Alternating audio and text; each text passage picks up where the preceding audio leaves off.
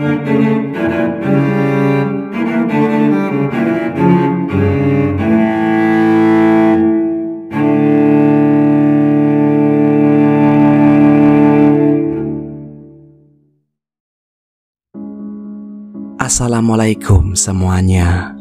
Pemerintahan baru Meksiko diguncang oleh pembunuhan seorang wali kota bernama Alejandro Arcos yang diserang dan dipenggal hanya 6 hari setelah ia menjabat, menandai pejabat kedua yang dibunuh di ibu kota Guerrero itu dalam waktu kurang dari seminggu.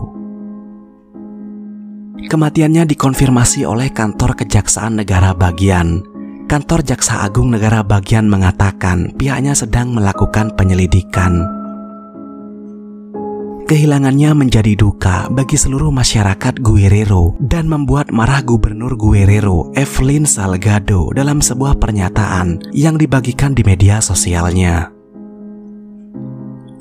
Kota berpenduduk sekitar 280.000 orang itu masih terguncang akibat pembunuhan seorang sekretaris pemerintahan baru, Francisco Tapia, yang ditembak dan dibunuh minggu lalu.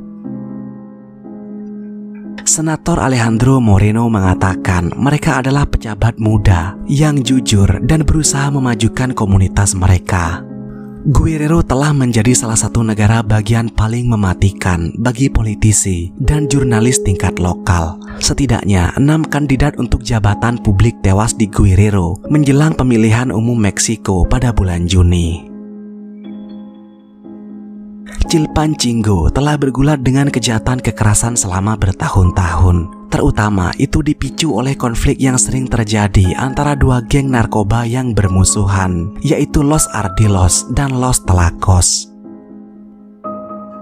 Wali kota sebelumnya, Norma Otelia Hernandez, terekam video saat diduga mengadakan pertemuan dengan para pemimpin geng di sebuah restoran. Ia kemudian dikeluarkan dari partainya yang memberi kesempatan kepada Arcos untuk mencalonkan diri. Pada bulan Juli 2023, pejabat federal mengatakan demonstrasi di Chilpancingo bulan itu diorganisir oleh geng Ardilos untuk memaksa dua pemimpinnya yang telah ditangkap karena kepemilikan narkoba dan senjata untuk dibebaskan. Demonstrasi tersebut berlangsung selama 2 hari ketika orang-orang mulai memblokir semua lalu lintas di jalan raya antara Mexico City dan Acapulco, melawan pasukan keamanan dan bahkan mencuri truk lapis baja polisi yang mereka gunakan untuk mendobrak gerbang gedung legislatif negara bagian. Para demonstran menculik 10 anggota polisi negara bagian dan Garda Nasional, selain 3 pejabat negara bagian dan federal. Pihak berwenang negara bagian akhirnya berhasil membebaskan para sandera dengan imbalan janji untuk berinvestasi dalam proyek-proyek pekerjaan umum. Alejandro Arcos Catalan dilantik sebagai wali kota Chilpancingo, ibu kota negara bagian selatan Guerrero, pada tanggal 30 September. Sebelum Presiden wanita pertama Meksiko, Claudia Sheinbaum, pada hari Senin, kurang dari seminggu setelah menjabat sebagai presiden, Sheinbaum mengkonfirmasi laporan bahwa pemimpin kota berusia 43 tahun itu telah dibunuh pada hari sebelumnya dan mengatakan kepada wartawan, semua investigasi yang diperlukan sedang dilakukan.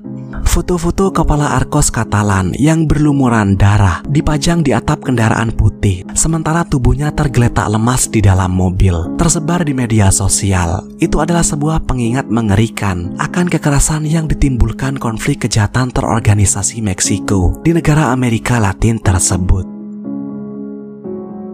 Pembunuhan wali kota terjadi setelah 2 sekutu dekatnya ditembak mati pada hari-hari awal pemerintahannya yang singkat. Seorang sekretaris, Francisco Tapia, ditembak mati pada tanggal 30 Oktober. Sementara Ulises Hernandez Martinez, mantan komandan polisi pasukan khusus yang diperkirakan akan menjadi kepala keamanan Arcos Catalan, ditembak mati pada malam pelantikan wali kota. Warga yang terkejut membagikan rekaman wawancara dengan wali kota sebelum kematiannya, yang di dalamnya ia mengatakan, "Saya telah tinggal di sini sepanjang hidup saya, dan disinilah saya ingin mati. Tetapi saya ingin mati sambil berjuang demi kota saya." Pembunuhan itu memicu kemarahan dan rasa jijik. Alejandro Moreno, presiden partai Arcos Catalan, mengecam apa yang disebutnya sebagai tindakan teror yang mengerikan. Ricardo Anaya, seorang senator oposisi, menyesalkan situasi keamanan yang menakutkan di Meksiko itu, di mana lebih dari 450.000 orang telah terbunuh sejak Presiden Felipe Calderón melancarkan perang yang gagal melawan kartel narkoba pada tahun 2006. Fakta bahwa kartel telah memenggal kepala wali kota seperti itu seharusnya membuat masyarakat Meksiko bergidik. Itu sama sekali tidak dapat diterima dan mereka perlu melakukan sesuatu untuk memastikan hal seperti itu tidak terjadi lagi. Namun Sheinbaum telah berjanji untuk melanjutkan apa yang disebut kebijakan keamanan pelukan, bukan peluru, dari pendahulu dan mentornya. Sheinbaum mengatakan, kami tidak akan kembali pada perang gegabah Calderón terhadap bandar narkoba yang telah menyebabkan begitu banyak kerugian bagi negara kami. Kami tetap yakin bahwa keamanan dan perdamaian adalah buah dari keadilan. Sheinbaum mengatakan itu kepada ribuan pendukungnya yang memadati lapangan Zocalo di Mexico City untuk pelantikannya yang bersejarah itu. Meskipun López Obrador mengklaim telah mencapai penurunan yang cukup besar dalam tingkat pembunuhan di Meksiko pada tahap akhir masa jabatannya sebagai presiden, ada konsensus di antara para analis keamanan bahwa upayanya untuk menenangkan negara itu sebenarnya telah gagal. Tahun lalu, Meksiko mengalami lebih dari 30.000 pembunuhan, tingkat pembunuhan tertinggi di dunia pada tahun 2023. Chilpancingo adalah salah satunya. Meski realitasnya suram, López Obrador dikenal dengan fokusnya yang gigih dalam memerangi kesenjangan dan memposisikan dirinya sebagai pembela kaum miskin.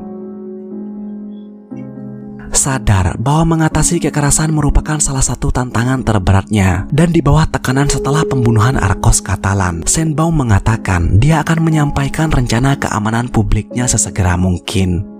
Krisis keamanan besar lainnya terjadi di kota Culiacán di wilayah barat laut Meksiko, tempat konflik internal dalam kartel Sinaloa yang dipicu oleh penangkapan salah seorang pendirinya, Ismael El Mayo Zambada Garcia, telah menyebabkan banyak pembunuhan. Upaya keamanan Sheinbaum akan dipelopori oleh Menteri Keamanan Omar Garcia Harfuch yang menjabat sebagai kepala polisi saat ia menjabat sebagai wali kota Mexico City. Garcia Harfuch memiliki pengalaman langsung tentang bahaya kejahatan terorganisir.